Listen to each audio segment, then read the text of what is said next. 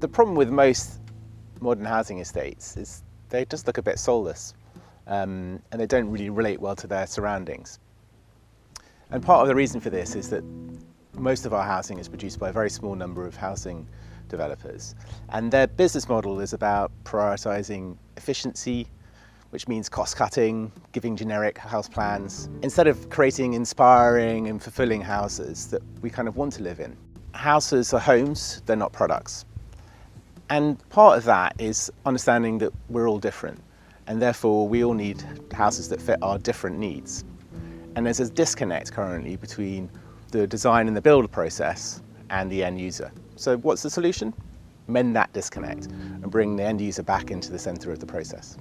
Mainstream developers offer you box A or box B, whereas what we really want is to choose where we live, what the house looks like, how big the garden is, what the views are like, what the interior is like. And this choice is actually the essence of self-build. So I'd like to argue that choice leads to better housing. And the evidence for this is that self-builders give two motivations, the two main motivations for why they want to self-build. The first one is sustainability, and the evidence shows that they build 40% more sustainable houses in terms of energy efficiency and CO2 emissions. And the second thing, when this is an indictment on the development industry, is they want higher quality. And they do this because they care more. Another interesting byproduct of choice is natural variety, which we interpret as beauty. Old villages are beautiful partly because they were shaped by the self-build process, where each house was uniquely crafted with varied materials, roof lines, windows, and a charming organic diversity. This incremental personal approach gives villages their timeless appeal. And it's not just our villages that were self-built. Much of our prized Georgian and Victorian terraces were built in this way too. People are often shocked to discover that the Royal Crescent in Bath, completed 250 years ago, is also self-built. Here, the individual plots were sold undeveloped, whilst the front facade was carefully regulated. And the rest of the houses were at their owner's discretion. If you look at the rear elevations, you can see how different they are. And we can apply these old models today to enjoy the benefits of choice, care, sustainability and beauty, whilst managing the risks of unregulated or unlimited development. A balance between control and choice is essential for harmony in modern self-builds. If you look at modern developments, most of them are done in the same way, whereas if you look at grand designs, there's a million different options.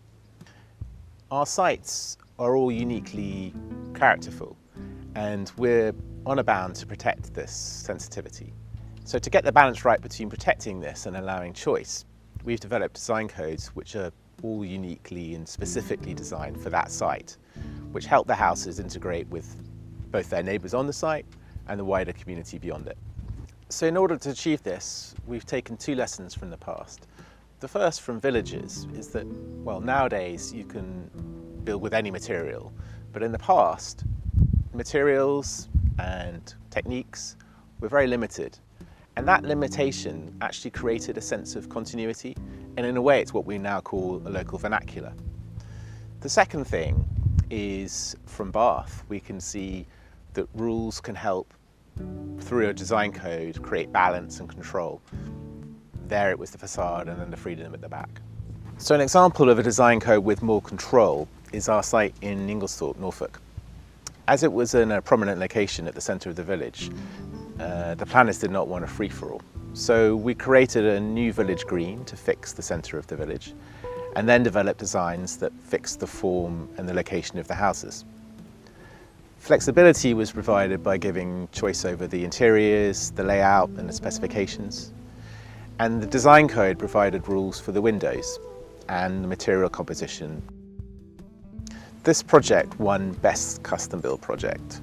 A scheme of 12 plots that the judges felt embodies what custom build could be. Imagine if even half the small settlements across the UK saw modest growth with this kind of incremental, tailor-made development. It's got to be the way forward for our housing market. So in 2021, the government commissioned Richard Bacon to do a review of the self-build industry. And rather nicely, he called it How Putting Customers in Charge Can Change Everything. So this is what he said in the introduction. When we fully opened up the housing market and the planning process to the power of consumer choice, we will see more great places being developed, which are warmly welcomed by their communities with beautiful and more spacious homes at keener prices. They will be better designed, better built, greener and cost less to run, which enriches the lives of the people who live there, whilst driving innovation and inward investment. And when after we've done this, we will look back and wonder, why is it taking us so long?